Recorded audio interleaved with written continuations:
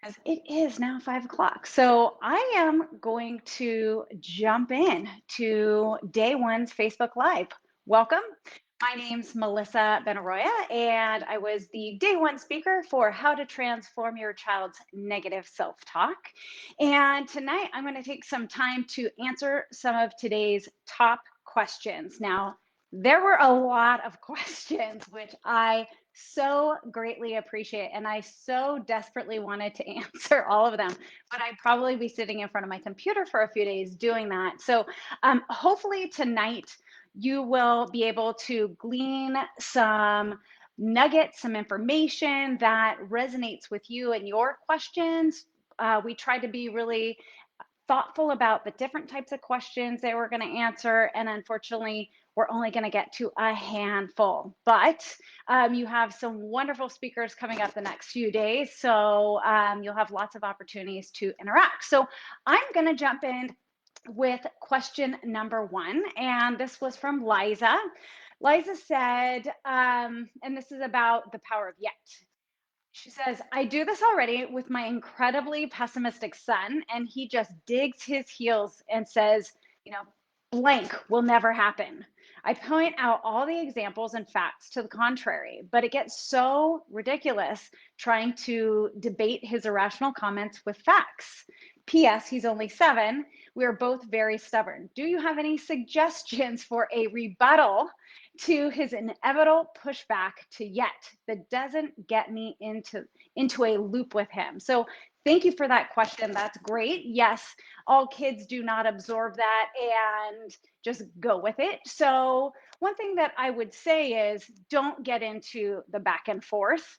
I think simply reinforcing the yet piece and focusing on the process and what he's learning is key. And if he's struggling, a great way to respond is just using empathy. Like, it's so hard when you want to be like the fastest bike rider and you've only been practicing for 2 weeks. So just that acknowledgement or that empathy is a really great way to address it. And we don't get into more.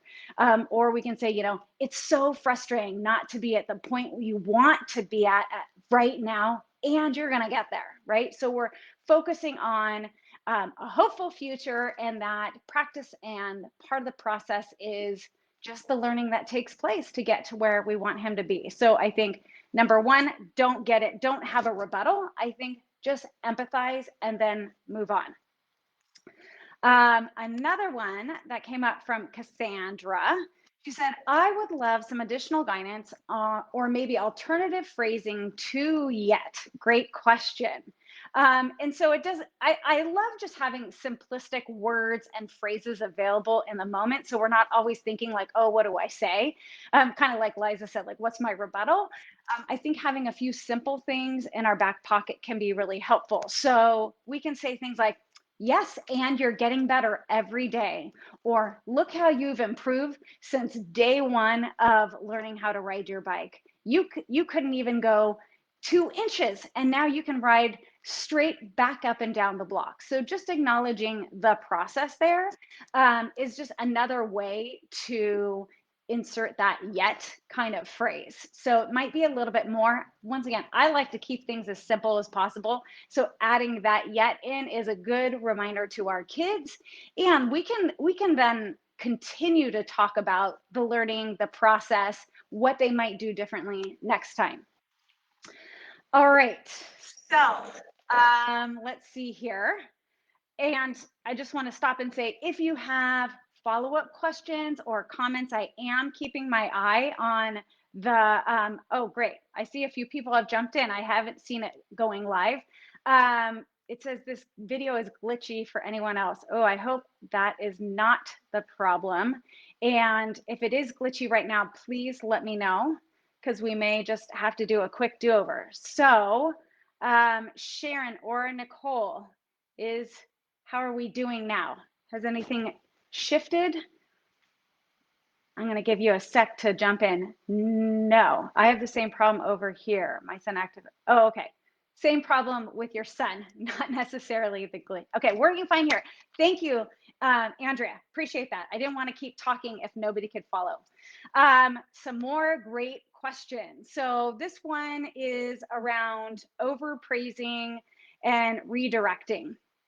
So let's see here. Jasmine said, just wondering though, if my child's been praised for being a good girl, etc., since the beginning, won't it be a negative effect if I stop now? How would be the best way to transition, or do we just go cold turkey? So, honestly, Jasmine, I don't think there is going cold turkey because we have a habit of phrasing. So, our kids are not going to only have to shift in kind of processing the feedback, but we're going to have to make a big shift. So I think being mindful and selective about the feedback that we're giving is really key. So it's not that we want to eliminate all praise altogether. It's just being mindful of how much we are praising, and being mindful that some of these other ways of responding and giving feedback is even more influential, and more important to our children as well. So I think some kids are going to notice, like, why are you saying that? They notice when we make shifts in our parenting. That's perfectly fine. And I think they will also get used to the new type of feedback that you're giving. They may be looking for the, yeah, but did I do a good job or a bad job? And that's that place where it can remind us to use the curiosity question. I thought it was interesting, but how did you feel about it?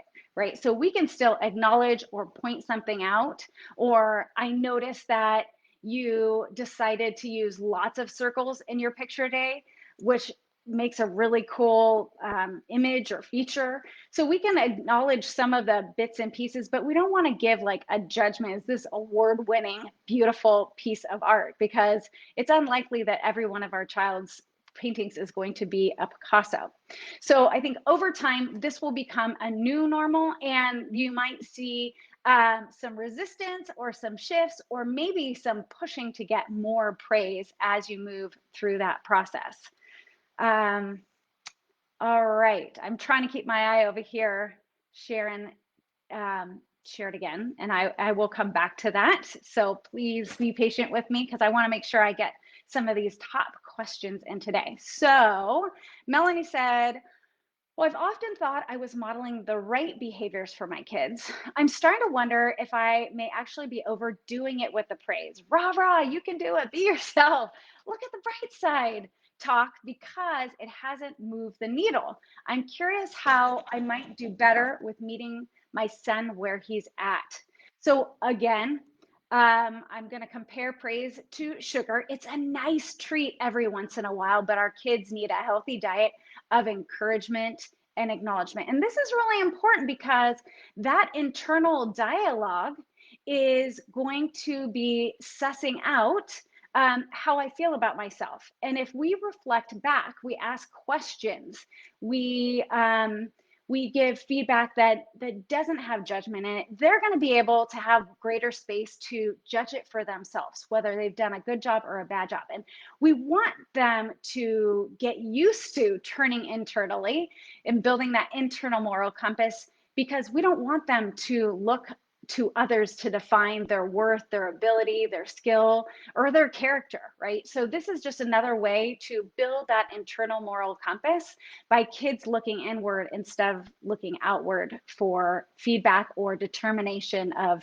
their skill, ability, or worth. Another one. So many good questions. So hard. It says, Kendra said, I have been trying not to use good, bad to describe, but my daughter seems to always be looking for me to make an evaluation.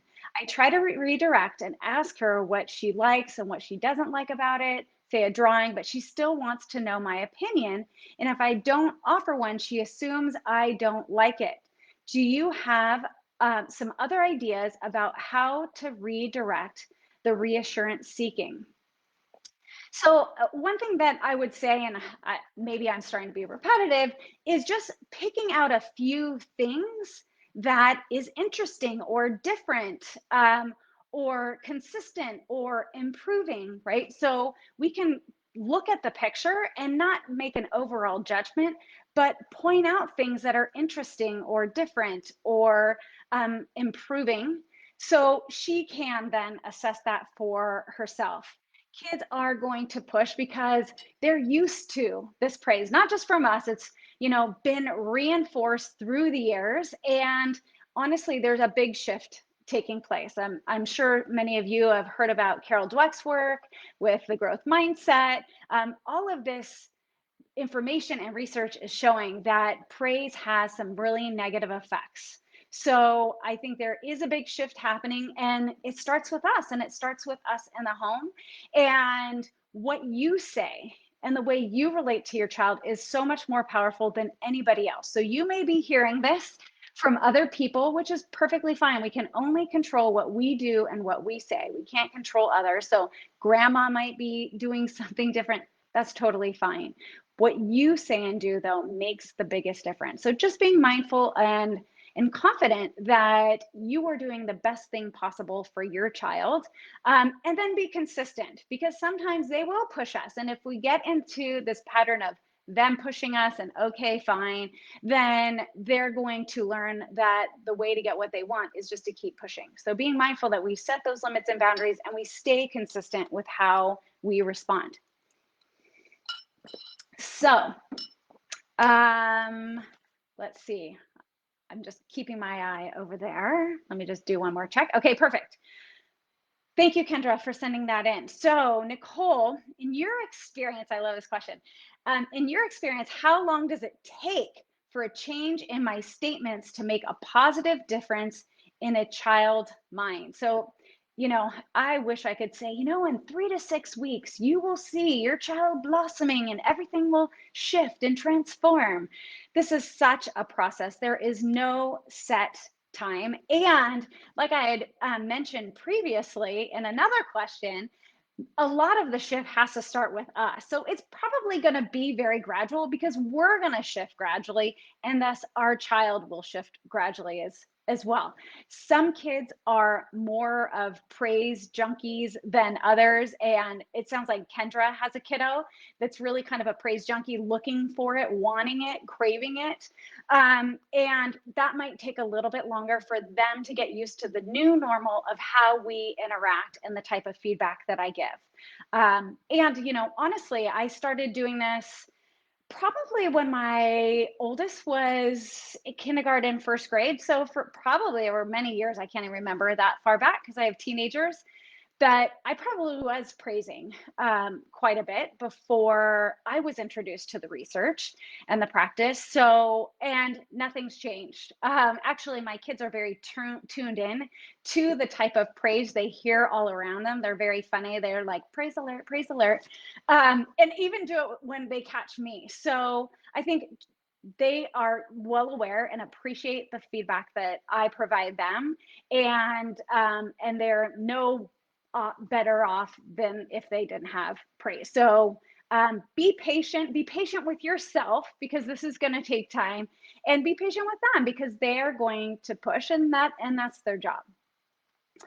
Okay, so some teen specific advice and negative self-talk surrounding comparison among friends and social media. So this is a great topic, and we had a few questions specific to this.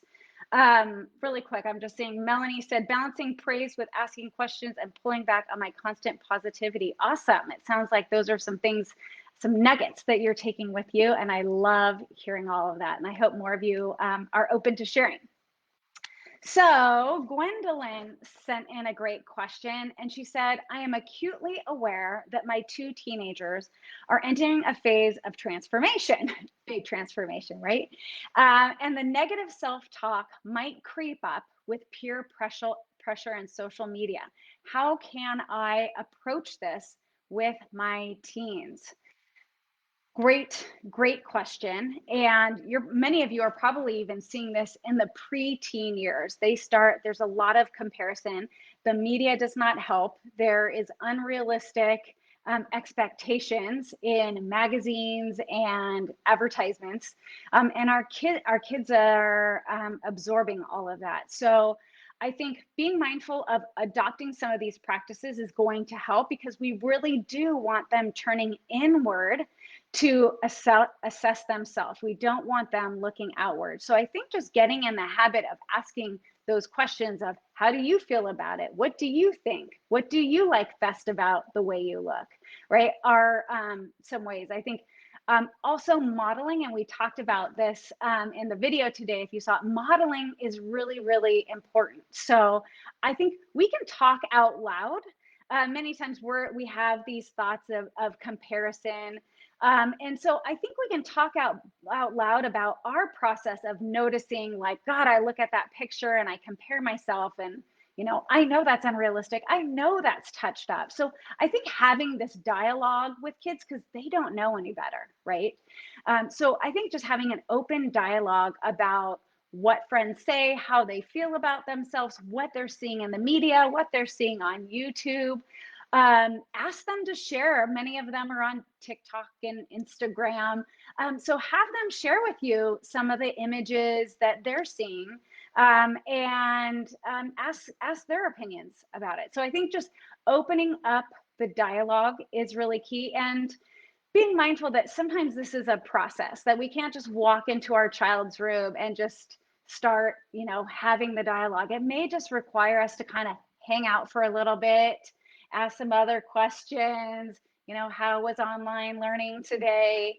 And then, oh yeah, I saw that you had TikTok open today. So we can just gently bring this up. They don't want to feel like we're, watching over their shoulder, but I think being mindful of bringing up these conversations and creating a safe space to talk about it is key with teenagers. And the focus being that they're healthy and happy, and that's what matters most. All right, so I have another one, and this has to do with social media as well. Let's see here. So I don't know who wrote this, so I apologize. But and this question was, I am concerned about the influence of all the YouTube, video games, media information my kids are getting. It seems like they're having all that bad thoughts after spending time watching those videos. I'm constantly trying to stop them watching all that unhealthy information, but every time that I try to stop them from watching those videos, they are clearly more and more frustrated. I would like to know if more people are dealing with the same problem, and how as a parent I can deal with this situation. So great question from maybe it's anonymous.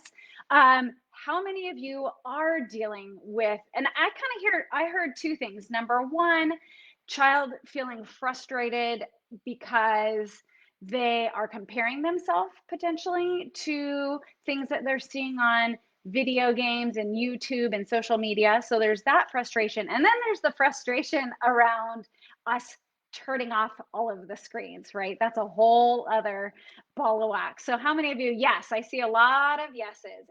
Absolutely. So many of us are managing or trying our best to manage, right? What our kids are exposed to. And so I think having conversations with them early on about what, where, when, why, like what the limits are, can be really powerful. And today I posted a blog post that has a device use contract that you can use a guide. So you can either print it and just use it, or use it as a guide to create something that resonates with you and your family. But I think sitting down and having a conversation together with your child is key. Now, if you have a partner in parenting, it's probably best to have a discussion first about what you two feel comfortable with, and coming to a clear agreement together first before approaching your child. But you're going to have much better effectiveness in enforcing these limits and boundaries if the child is involved and the child comes up with some of these ideas. So I think number one, setting those clear limits and boundaries and using something like a device use contract as a guide to determine that, number one. Number two, I think that there's also lots of technology out there that can assist you. So obviously you can't be on your child every moment, and lots of our kids are online for school now, so they have greater access to technology. So there are lots of adult controls that we can put in place. There are apps that we can download. In my family, we use something called the Disney Circle, and that helps us manage how much time, what they can see. I think you can even put in some keywords that you don't want them exposed to. So maybe finding something that works for you. So I know for me, that gives me peace of mind that I can't control everything they see, right? But I can control a lot of it and when they see it and how much they see it. So I think finding some kind of app, and maybe even your internet provider many times will provide some of these adult controls. So something to look into. And similar to the question that I had previously from Gwendolyn, I think being mindful that we open up discussions with kids. We ask why they're frustrated. We don't shut them down and say that's ridiculous.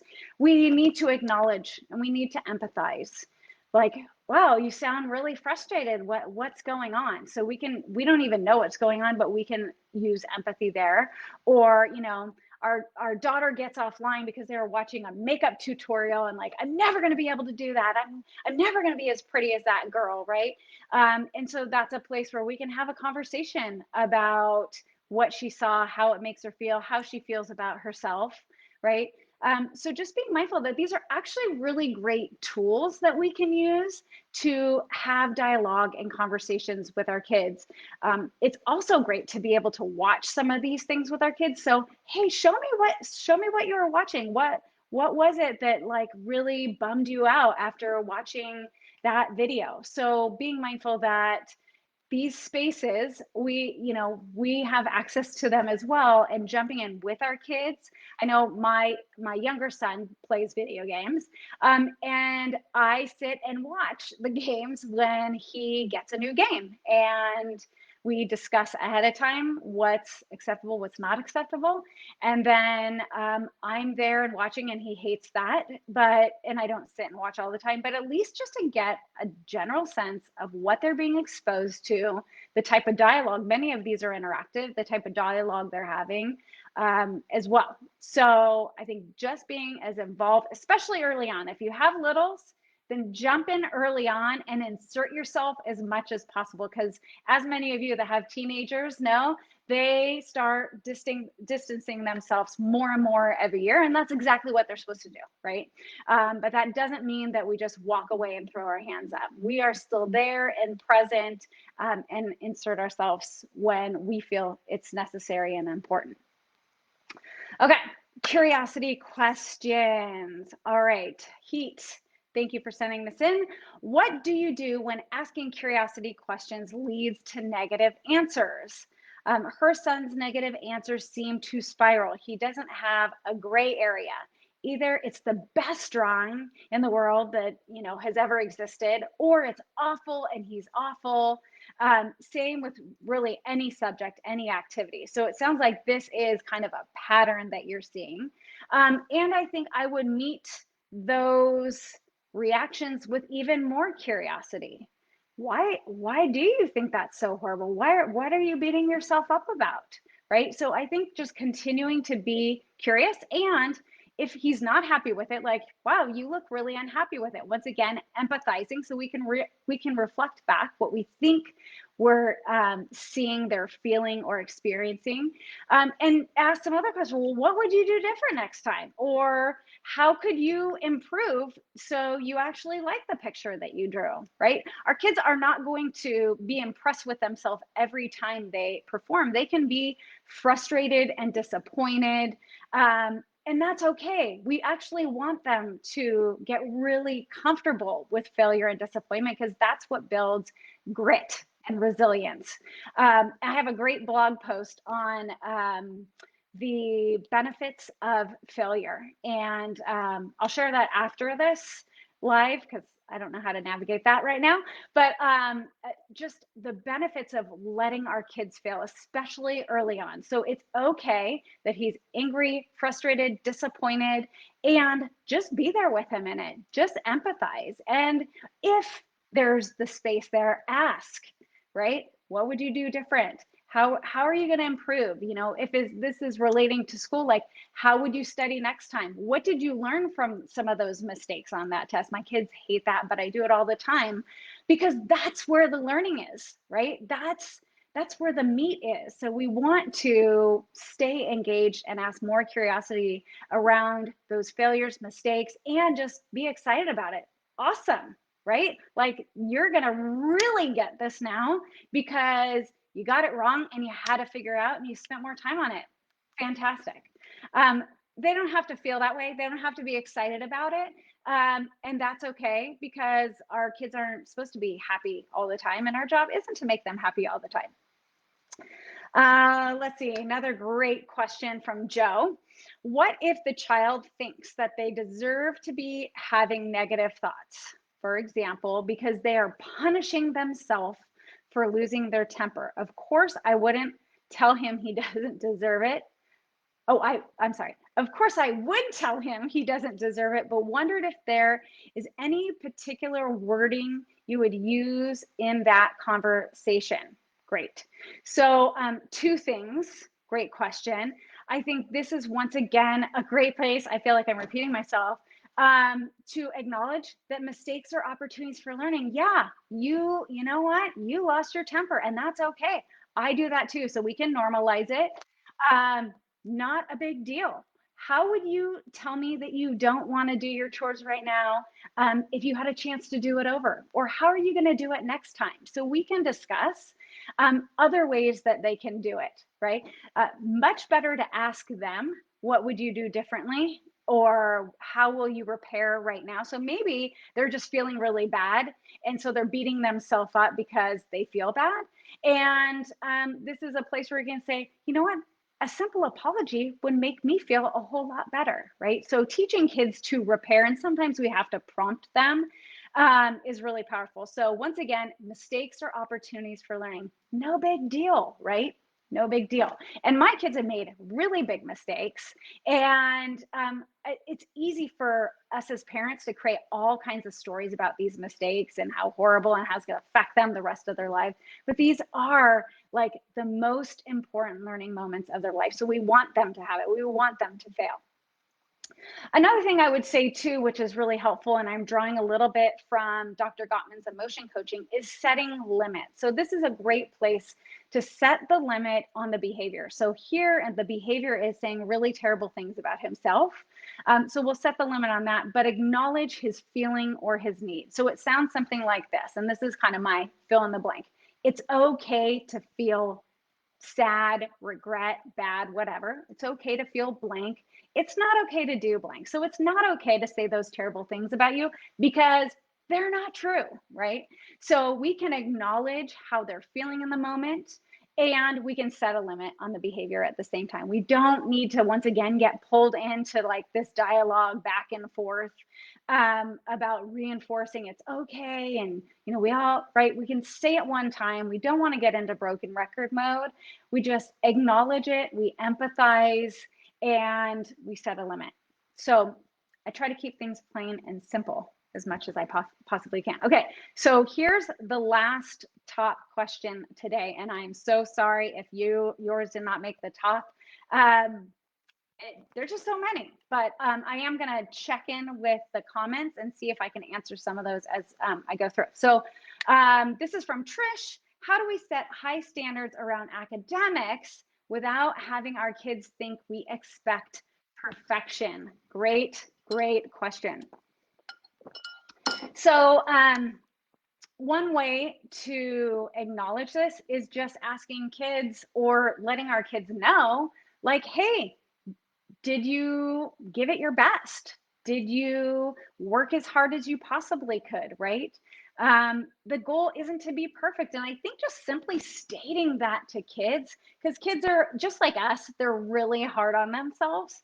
So like, hey, nobody expects you to get them all right. Nobody expects you to be a brilliant artist in one day or know how to play soccer after one practice, right? Yeah, this is a process. So I think just acknowledging the process once again, that that perfection is not what's expected. What's expected is that they do their best and they try their hardest. And I think just reinforcing that message over again will encourage them to rise and do their best. Once again, they're trusting their gut and being honest with themselves about how much time they put into it. And in some situations, when it comes to academics, they'll own like, yeah, I didn't really actually study that much for the test. Oh, okay, right? So that leads to failure and disappointment. Great. This is a great space for some reflection. So I think acknowledging our child that they are highly capable. I know you're highly capable. I don't expect perfection. I just expect you to do your best. That's all I can actually do. And I also expect you to make mistakes along the way, because that's the only way you learn and grow. So struggle is a great thing. Kids are going to rise. Focusing on, you are capable. You're a very capable person. So notice we're not being specific about anything. Our kids are capable no matter what their abilities are. And we just want our kids to do their very best. So I am going to do my very best right now in the next 10 or 15 minutes to respond to some of the comments. So I'm going to just move them over here on my screen so I'm not looking away. Okay, so let me scroll down. For those of you that got here early,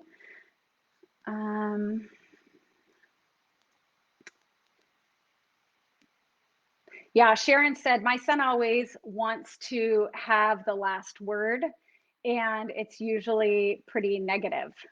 So sorry, you just covered up. Okay, there we go. Where do we go, Sharon? He wants to make sure that he has the last word and that it's negative. And we can just acknowledge it. Like, it's really hard when you feel that way.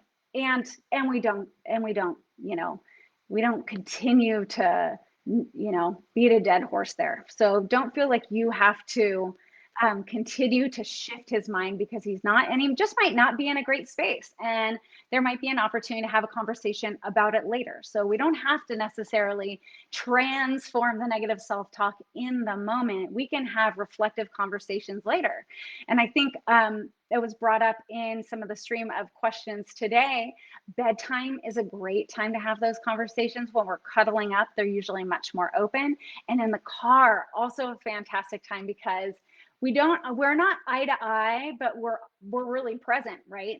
We're not really busying ourselves with other things, and neither is our child. It feels like a really safe place for kids to have some hard talks. So being mindful that maybe later he may be open to having another conversation. Yeah. Okay. So teen doesn't believe my compliments because I'm her mom and I love her. It seems that the group praise is more important than mine. Right. Yeah. So the teens are going to look to their peers, and that is totally developmentally appropriate. And I think what we can do is shift our praise, right? It's easy to praise, like somebody said, like, wow, this is going to be really hard. And you're right. It takes a while to make that shift, but the more that you do it, the more you're intentional, the more it's going to be your natural response. So we can still help our children to turn inward by asking the curiosity questions and giving that evaluation free feedback. Let's see. Overpraising pace was a real eye opener. Thank you for the feedback. My 11-year-old son will tell me that I'm not proud of him, even if I have said it. Anytime he does something incorrect, I show him where he went wrong. He'll automatically go, you think I'm stupid, or you just said I'm stupid. What are some ways, oops, I got to expand this, to deal with this issue? Yeah, great question. And I think this piggybacks on some of the things that we talked about before. Number one, he may be noticing that you are praising a lot. This proud of you is about your judgment of him. And so he may be seeing through that. Kids pick this up pretty quickly, like, yeah, whatever. You say that all the time. And that's why praise can be candy. It's something special every once in a while. So number one, he may be noticing that that you're maybe overdoing it on praise, and maybe that's why he's being resistant when you give him that feedback. And then when he does something wrong, I hear you're trying to help him and support him. And so my suggestion would be, instead of telling him a way to improve or correct, we can just ask him, what would you do different, or what are some things other kids do to improve in those situations? Or we can even ask them, do you want to know what other kids have done? Or, you know what, when I was a little kid and I struggled with this, do you want to know what I did? They love to hear what we did as kids. So we're not giving them direct feedback, we're giving them space to elicit our feedback. So we can kind of coach them into getting feedback if they want it. Let's see, balancing praise with asking questions. Okay, great. Wonderful. Let me just make sure today's been very affirming. I teach middle school and I've been sneaking these ideas into my classes. Awesome. I love it. Sharon says, if a kid says, I'm ugly, do we really say, how do you, why do you feel that way? And let the conversation happen without ever countering with, you are handsome.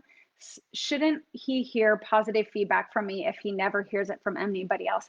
Absolutely. So I am not saying, once again, that that positive feedback is bad.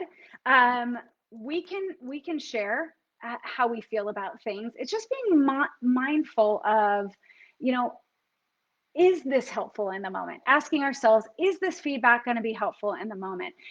Like I had answered another question, many times kids dismiss what we think, like, yeah, well, you're my mom. Of course you think I'm handsome. So maybe we can focus more on a feature, like, you have like the thickest, most beautiful hair I've ever seen on a boy, right? So being mindful that we're not giving these blanket statements about handsome or pretty or whatever, being more specific, or like, you have the deepest blue eyes and I just like love looking into those eyes, right? So helping them notice some of their specific character traits is another great way to acknowledge them, if you will. So I hope that's helpful. There's something else I was going to say, but I forgot it. It'll pop up. If my daughter answers everything negatively, do I still continue to ask her, what do you think? Feel like I'm helping her to continue wiring her brain negatively. Yeah, so I think that's a place where we can acknowledge how she's feeling. Like, it sounds like you're not happy with the way you look, or it sounds like you're frustrated with, the sculpture you made.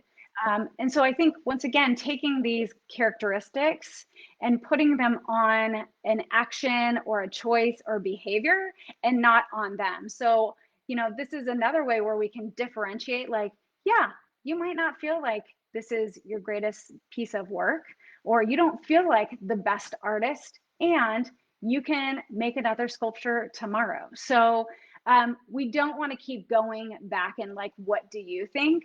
If that's not helpful.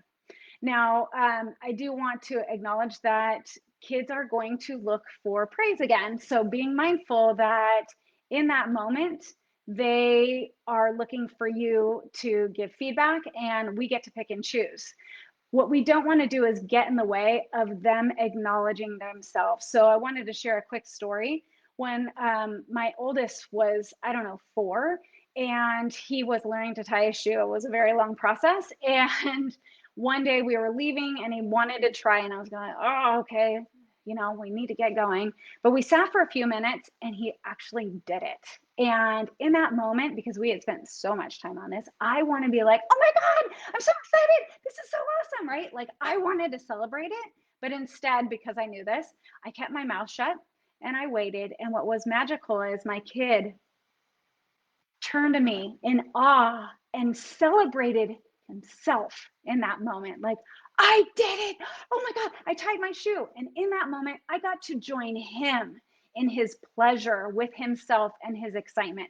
It wasn't about me. It was about how he felt about it. So just being mindful that sometimes we just need to zip our lip a little bit in this process and let kids bubble up and share their excitement with some of their successes. Let's see, anything else? Do. My son always says these things might work for others, but not for him. I've thought about sharing the other inner critic monsters that parents have posted so he knows he's not alone. Lots of other parents' kids are working on transforming negative thoughts together. You know what, Melanie? That is brilliant. And oh, actually, Melanie's replying to Sharon. So I love that, acknowledging other kids struggle with this too, right? Validating their feelings and acknowledging that we're all in process. We're all working on feeling better about ourselves too. Christina said, you say to set limits like letting a child know it's okay to be a certain way, but it's not okay for them to call you or others a name. What if they won't stop calling names? What's the problem we're having with our son? He's using more name calling a lot with his family members as a way of venting or expressing, and he won't stop. What then? That's a really great question. And I don't know how old your son is, Christina, but what I would say is there's something driving that behavior. All behavior is purposeful. There is a drive, and most of our human drives are to feel a sense of belonging and significance. So something is going on that he feels this need. And so I think of those moments, just stopping and asking, like, what's going on, buddy? What's this not like you, right? So let's sit down and just talk about what's underneath that, really, because I know you love your sister, right? So maybe he's calling his sister a name, or he's upset with you. Like, did something happen? So just maybe exploring what might be under that. I also love using emotion coaching as a framework to have some of these conversations. And I will share with you some information on emotion coaching courses that I teach, and I hope to give you a little gift around emotion coaching later this week. So be on the lookout for that if you want some tools for navigating conversations, especially around conflict. And it sounds like there's conflict taking place when he's calling names. Once again, I don't know his age. If it's a teenager, that's very different than a 5 or 6-year-old calling names. How can I encourage my kid to not compare herself to peers for everything? Yeah. So I think once again, just redirecting her back to the amazing qualities that she has, right? So your daughter may compare herself in math to a friend and acknowledge that, yeah. And one of the areas that you really excel in is reading. Like, you've read 50 chapter books just this summer alone. So acknowledging, like, yeah, some people are going to have strengths in other areas. And what are your strengths, right? So we can point them out. We can ask them, like, what do you feel most proud about? Or what subject do you think you do the best in at school? So they may be, their inner critic may be surfacing around something specific, and we can broaden it and to look at what some of their skills, capabilities, and they're going to have natural skills and capabilities in some areas, and they're going to have to work on some in different areas. We all do, right? I'll respond to one more, and then I'm going to let you all go. Lots of great comments.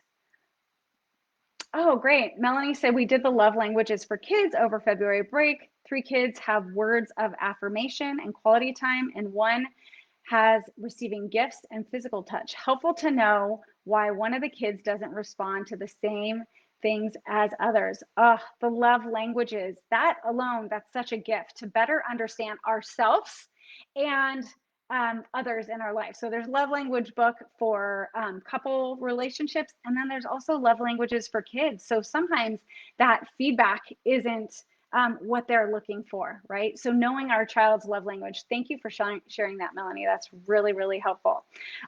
Tony, last question. How to deal with disrespectful behavior? So once again, I think being mindful that there's a reason for that behavior. If we're only addressing what we see on the surface, that behavior is going to keep repeating itself. So it's important that we step back and acknowledge my kid's struggling with something. And that's the reason they're acting this way, because we know all of our kids are innately wonderful, beautiful people, right? So asking, like, hey, what's going on? Like, what's, so I think that's one piece. I think setting the limit is also really important. So, hey, it's okay to be frustrated that I'm not going to let you go on the play date. It's not okay to talk to me that way. So, using that statement of setting limits from the emotion coaching framework can be helpful. I think also having a conversation around what your family rules or values are can be helpful as well. So, that way, when something comes up, and maybe one of your family rules is we are respectful to others and our environment, right? And I suggest, I can share with you setting family values or rules together, and setting them together is the key, because us coming up with rules for our kids is not going to be effective. But if we come up with rules like, I'm respectful, or we're responsible. So it's not just rules for kids or values for kids. As kids get older, it's more like, what are our family values? Younger kids understand rules better. But having that conversation and posting it somewhere in the house, and only having 3 to 5 family values or rules is really important, because if there's a laundry list, nobody's going to remember them. But they're going to be available and accessible in a moment like this, where, hey, you know what? One of our family values is being respectful, and the way you just said that to me wasn't very respectful. Do you want to try again? Right? Or, hey, this is an enforceable statement. Hey, you know what? I'm happy to help you out when you can ask me in a more respectful way. So we're setting a limit. We're not telling them what they need to do, right? Because we usually get resistance there. You need to be more respectful to me, or I'm not going to listen.